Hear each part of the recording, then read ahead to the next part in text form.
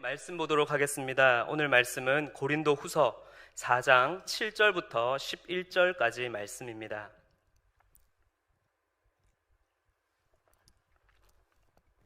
고린도 후서 4장 7절부터 11절까지 말씀을 제가 봉독하도록 하겠습니다. 우리가 이 보배를 질그릇에 가졌으니 이는 심히 큰 능력은 하나님께 있고 우리에게 있지 아니함을 알게 하려 함이라. 우리가 사방으로 우겨쌈을 당하여도 쌓이지 아니하며 답답한 일을 당하여도 낙심하지 아니하며 박해를 받아도 버린 바 되지 아니하며 거꾸러뜨림을 당하여도 망하지 아니하고 우리가 항상 예수의 죽음을 몸에 짊어짐은 예수의 생명이 또한 우리 몸에 나타나게 하려 함이라. 우리 살아있는 자가 항상 예수를 위하여 죽음에 넘겨짐은 예수의 생명이 또한 우리 죽을 육체에 나타나게 하려 함이라. 아멘. 제가 사역을 시작하고 나서 1년의 시간을 빼고 약 7년 동안 계속해서 중고등부와 청년부 사역을 맡게 되었습니다.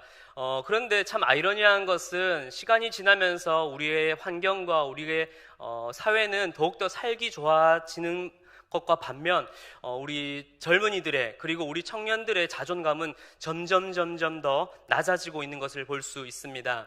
2018년도 알바천국이라고 하는 곳에서 설문조사를 하였는데요, 자존감에 대한 설문조사였습니다. 그 조사 결과에 따르면 응답자 중에 47.9%의 인원이 현재 자신의 자존감이 낮다라고 대답을 했습니다.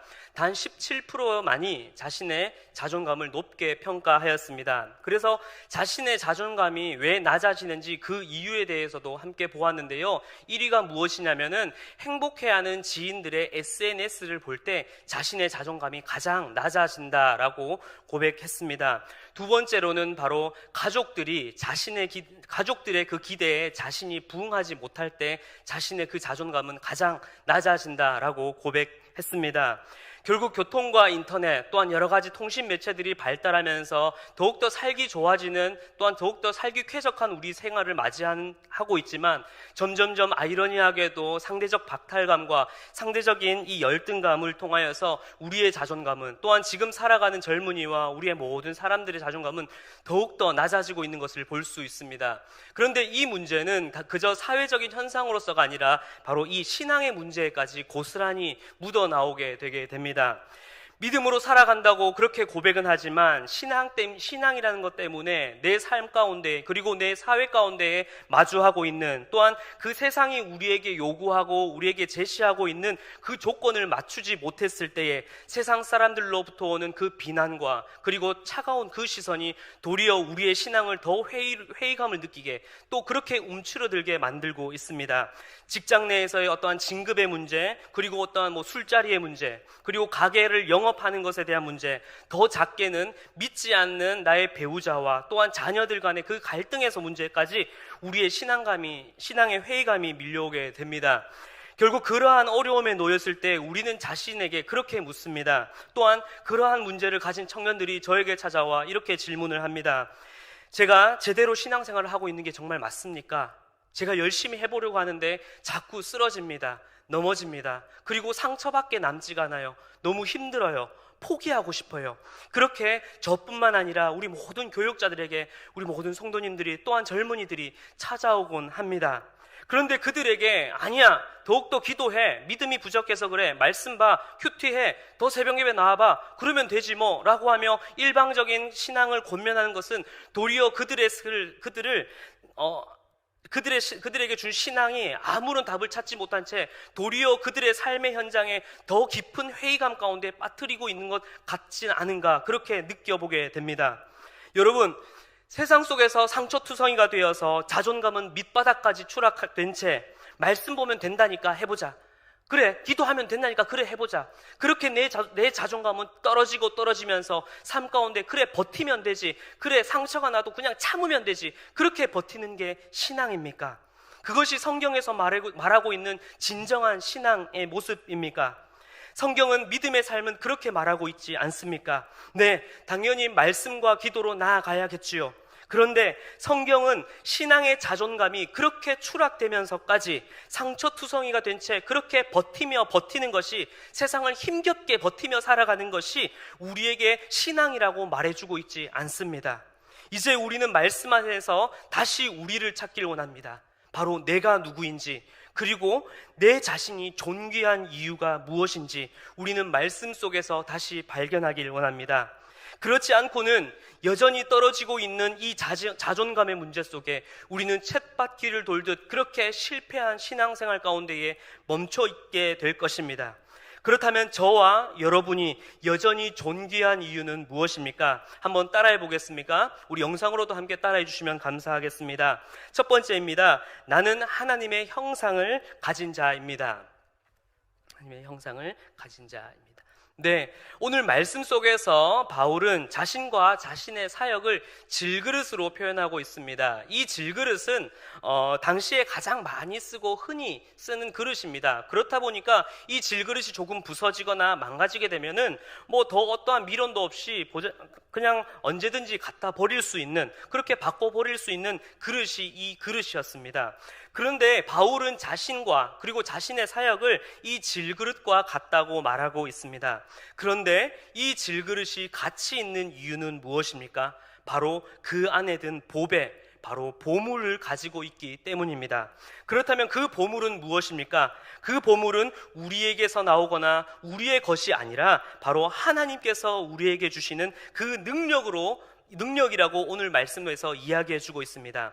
다시 말해서 바울 자신과 자신의 사역은 질그릇과 같이 아무런 가치가 없고 보잘것없는 질그릇과 같지만, 자신의 사역과 자신의 삶이 진정으로 존귀케 될 수 있는 존귀한 이유는 바로 그 질그릇 안에 가장 귀한 하나님의 능력이 거하고 있기 때문입니다. 요즘 소위 금수저, 은수저, 이제는 일반인들과는 전혀 다른 세상을 살고 있는, 마치 어떻게는 또 다이아몬드 수저라고도 하고 있는데요.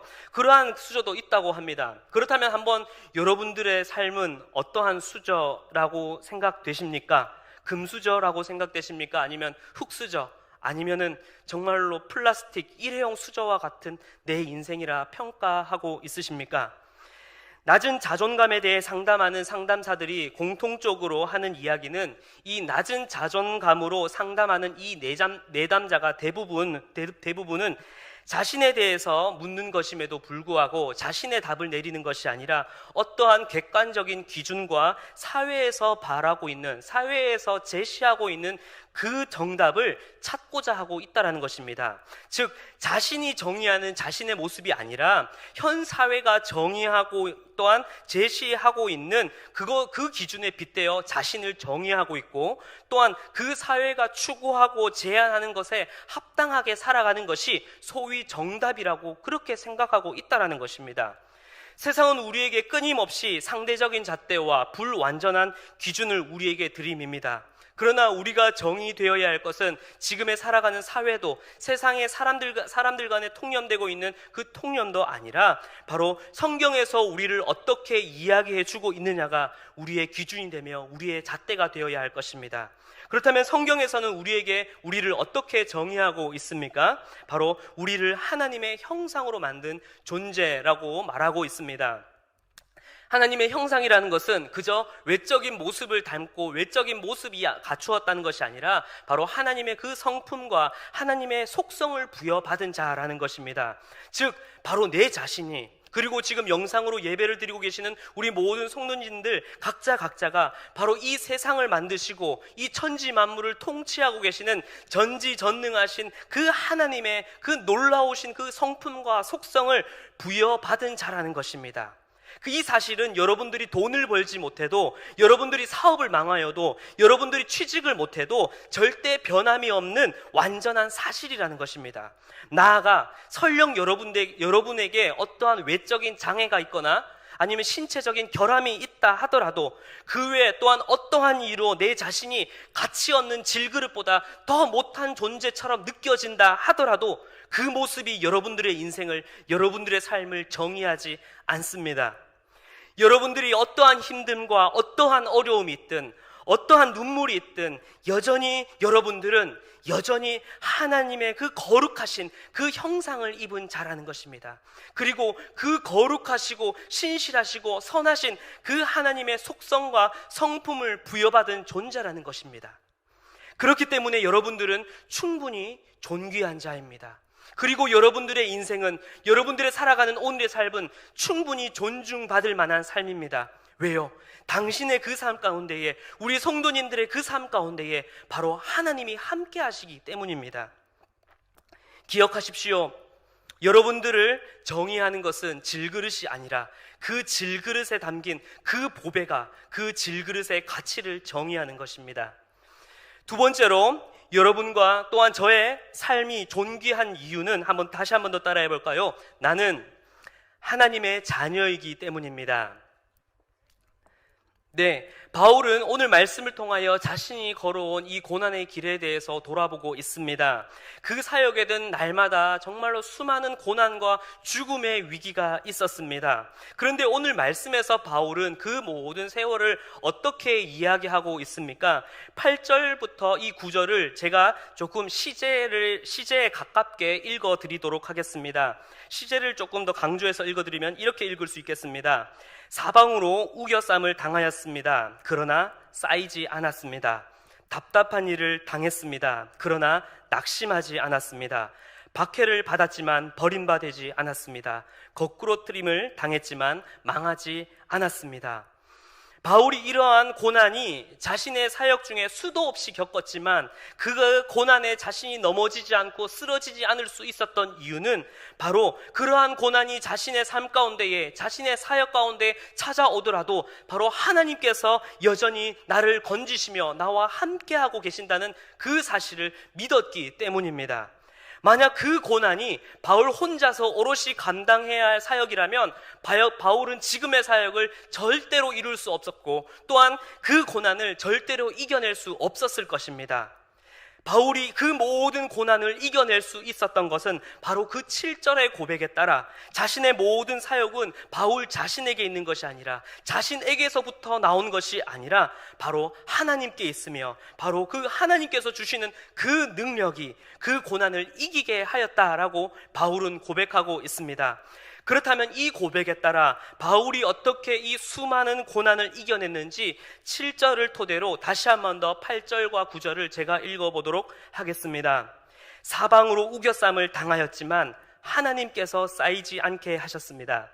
답답한 일을 당하였지만 하나님께서 낙심하지 않게 해주셨습니다. 박해를 받았지만 주님께서는 나를 버리지 않으셨습니다. 거꾸로 뜨림을 당했지만 하나님께서는 나를 망하지 않게 하셨습니다. 사랑하는 성도 여러분, 우리가 제 아무리 비천하며 질그릇과 같은 흙수저와 같은, 아니 일회용 플라스틱 수저와 같은 모습, 그러한 인생이라 할지라도 하나님의 형상을 입은 하나님의 자녀를 주님께서는 절대로 버리시지 않으십니다. 지금의 고난이 너무나 고단스럽고 힘들다 할지라도 주님께서는 우리의 그 모든 하나님의 자녀된 그들의 부르짖음에 하나님께서는 신실하게 응답하시며 그리고 여전히 피할 길을 내셔서 우리로 하여금 그 모든 고난을 능히 감당케 하실 줄 믿습니다. 때로는 사랑하는 자녀의 그 잘못에 대해서 회초리를 대고 꾸중은 하실 수 있습니다. 그러나 제 아무리 못난 자녀라 할지라도 내 아들이, 내 딸이 어디 가서 맞고 온다면은 그 부모가 제 아무리 그 자리에서 가만히 있을 수 있겠습니까? 그 우리 아버지 하나님께서는 우리의 그 모든 문제 앞에서 앞서 행하시며 자녀된 우리를 언제나 어느 때든 도와주실 것입니다. 왜요? 우리는 하나님의 형상을 입은 하나님의 자녀이기 때문입니다. 사랑하는 성도 여러분, 세상의 고난 앞에 절대로 기죽지 마시길 바랍니다. 어깨 당당하게 펴고 나아가 싸우시길 바랍니다. 삶에 찾아오는 고난 앞에 넘어지거나 포기하지 마시길 바랍니다. 왜요? 우리에겐 심히 큰 능력을 가지신 우리 하나님이 계시고 그 하나님이 우리와 날마다 함께 하십니다. 그리고 그 능력 주시는 이가 바로 우리의 아버지가 되십니다. 이제 그 하나님을 믿고 믿음으로 당당하게 살아가시는 우리 모든 성도님들이 되시길 간절히 기도합니다. 마지막으로 저와 여러분의 삶이 존귀한 세 번째 이유는 따라해 볼까요? 예수님께서 나를 위해 죽으셨기 때문입니다.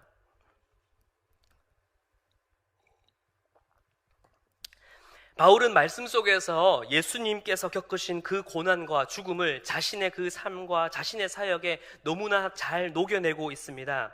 예수님께서도 그 사역의 모든 기간 동안 수많은 박해와 고난과 또한 죽음까지 당하셨습니다. 그러나 그 죽음이 끝이 아니었음을 바울은 잘 알고 있었습니다. 바로 예수님의 삶은 십자가의 죽음으로써 끝마치지 않으시고 바로 죄와 사망을 이기시고 부활하심으로 그 영광됨을 드러내 보여주셨습니다. 당시 유대인들은 죽음이 예수를 잠재울 수 있을 것이라 판단했고 그렇게 생각했습니다. 그러나 예수님께서는 어떻게 하셨습니까? 죽음을 이기시고 부활하심을 통하여 부활의 첫 열매가 되셨습니다. 이처럼 바울을 반대하는 자들도 고난과 죽음으로 바울을 잠재울 수 있을 것이라 생각했습니다. 그러나 바울은 예수 그리스도께서 죽음을 넘어 부활의 첫 열매가 되셨음을, 그리고 바로 자신이 그 부활의 영광에 참여할 자가 될 것이람을, 그 소망을 두고 소망을 가지고 있었습니다. 그렇기에 그 부활의 영광을 바라보고 그 소망함이 있었기 때문에 그 어떤 고난과 죽음도 그를 가로막을 수 없었던 것이었습니다. 도리어 바울은 어떻게 고백하고 있습니까? 10절에서 예수의 죽음을 짊어지겠다라고 말하고 있습니다. 이것은 무슨 말입니까? 예수를 위해서 더욱 고난을 받겠다는 말입니다. 그 고난을 자처하겠다라는 것입니다. 왜요? 그 고난이 더 영광되고 그 고난의 영광으로 내 안에 계시는 그리스도가 존귀케 되기 때문에, 그 그리스도가 더욱 드러나기 때문이라는 것입니다. 즉 바울이 예수의 죽음을 짊어지겠다라는 것은, 그 고백은 고난과 그 죽음을 넘어 예수의 생명, 바로 부활의 영광이 자신의 삶을 통해 더 드러나길 원한다는, 그 고난을 이기고 그 부활의 영광이 더 드러나길 원한다는 믿음의 고백이자 선포인 것입니다. 이것이 진짜 내가 죽고 그리스도가 사는, 내 삶에 그리스도가 존귀케 되는 삶을, 믿음의 삶이라는 것입니다. 사랑하는 성도 여러분, 내 자신과 내 인생을 내가 바라보고 있는 시선과 정의, 그리고 세상이 결정하고 있는 그 정의에 따라 자신을 가두게 된다면 우리의 삶은, 우리의 존재는, 우리의 인생은 참으로 보잘것없고 아무런 쓸데없는 인생일 것입니다. 그러나 우리는 하나님의 형상을 입은 자입니다. 그리고 우리는 하나님의 자녀입니다. 그리고 그 위대하시며 절대자이신 하나님께서 우리를 위하여서 자신의 아들 독생자 예수 그리스도를 내어주시기까지 하셨습니다. 여러분, 이 사실을 믿으십니까? 왜 하나님께서는 이 벌레만도 못한 우리를 위해 자신의 가장 사랑하던 독생자 아들 예수 그리스도를 내어주셨겠습니까? 바로 자신의 형상을 닮은 우리, 바로 자신의 자녀된 우리, 바로 여러분들을 구원할 만한, 그렇게 할 만한 가치가 있었기 때문입니다. 자신의 친아들을 죽이시면서까지 우리를 살리실 만큼 우리가, 그리고 여러분이 더 귀중했기 때문입니다. 그 하나님이 우리의 가치를 바로 그 십자가를 통하여서 우리를 정의해 주시고 있는데, 그렇다면 우리의 인생은 얼마나 복되고 얼마나 가치 있는, 얼마나 존귀한 인생이겠습니까? 이제 우리를 위해 자신의 아들을 내어주신, 또한 그렇게 내어주시기까지 우리에게 보여주신 그 십자가를 통하여 우리의 존재 가치를 다시 발견하고 그 가치를 다시 한 번 더 우리 마음 가운데 새기는 모든 성도님들이 되시길 간절히 기도합니다. 그리고 나아가 우리는 우리 삶에 마주하는 고난과 시험 앞에 더 이상 무너지지 않길 기도합니다. 이제는 그 고난 속에 더욱더 밝게 빛나는 우리의 신앙이 되길 간절히 기도합니다. 마주한 그 시험 속에서 더욱 십자가로서 보여주신 그 가치를 드러내 보이는 우리의 신앙이 되길 간절히 기도합니다. 바로 우리 안에 있는 예수의 생명, 그 죽음을 이기신 부활의 영광이 있기 때문입니다. 이것이 내 안에 그리스도가 존귀케 되는 길이며, 그리고 그 존귀하신 그리스도가 영광 받으심을 통하여 이제는 그의 자녀된 우리들도 그 존귀케 되는 그 참된 삶을 받을 수 있는, 또한 그 존귀케 되는 그 삶에 참여할 수 있는 것입니다. 말씀을 마무리하겠습니다. 이게 무엇입니까? 네, 종이입니다. 종이, 다들 잘 아시죠? 종이입니다. 세상은 그렇게 그 자신들의 생각과 판단대로 이 종이를 쓸 수 있는 종이인지, 아니면 쓸모없는 종이인지, 아니면 금수저인지 흙수저인지 금그릇인지 질그릇인지 그렇게 정의하고 판단합니다. 그러나 그것은 우리의 존재 가치를 정의할 수 없습니다. 이것을 제가 한번 찢어보겠습니다. 보이시나요? 제가 이렇게 찢었습니다. 그러면 이것은 무엇입니까? 네, 그래도 종이입니다. 때로는 빚 대출이라는 것 때문에 내 삶이 또 찢어집니다. 취업과 직장이라는 것 때문에 내 인생이 또 찢어지게 됩니다. 그리고 알 수 없는 병과 질병으로 인해 내 육신의 고통이 내 삶을 에워싸고, 또한 우겨쌈을 당하고 답답한 일을 당하고 내 인생이 이렇게 박해를 당하고 찢김을 당하여도 이것은 종이라는 이 사실은 절대로 변함이 없습니다. 여러분들의 인생이 어떠하든 여러분은 전능하신 하나님께서 자신의 아들을 내어주시기까지 값으로 살 만큼 가치 있는 여러분들입니다. 그리고 하나님의 형상을 입은 하나님의 자녀들입니다. 그리고 그 하나님께서는 여러분들을 그 세상 그 어떤 것보다 사랑하시는 존귀한 하나님의 자녀입니다. 이제 그 하나님께 여러분들이 한 걸음 한 걸음 나아가시길 기도합니다. 그 하나님께서는 여러분들을 절대 마주한 그 문제 앞에, 그 고통 앞에, 지금 마주하고 있는 그 삶의 어려움 앞에 여러분들을 그렇게 내버려 두시지 않으실 것입니다. 그 모든 어려움을 이겨내게 하시며 우리를 살리시기 위해 죽으시고 부활하심으로 보여주신 그 예수의 생명, 그 부활의 영광의 소망이 여전히 우리의 삶 가운데 살아있음을 바로 그 주님께서는 우리에게 말씀하고 계십니다. 바로 그것에 우리의 삶의 가치가 있으며 여러분들의 삶이 존귀한 이유가 바로 거기에 있습니다. 사랑하는 성도 여러분, 여러분들의 모습이 어떠하든, 여러분들의 인생이 어떻게 얻어 터져서 상처와 눈물 가운데 있든 괜찮습니다. 이제 여러분들의 모습을 당신의 삶 그대로, 있는 모습 그대로 예수 그리스도 그 이름 앞에 가지고 나아올 때, 그리고 그분의 십자가 앞에 내 삶을 맡길 때, 이제 비로소 당신은 그리스도로 말미암아 존귀한 하나님의 자녀가 될 줄로 믿습니다. 함께 찬양 드리며 기도 드리도록 하겠습니다.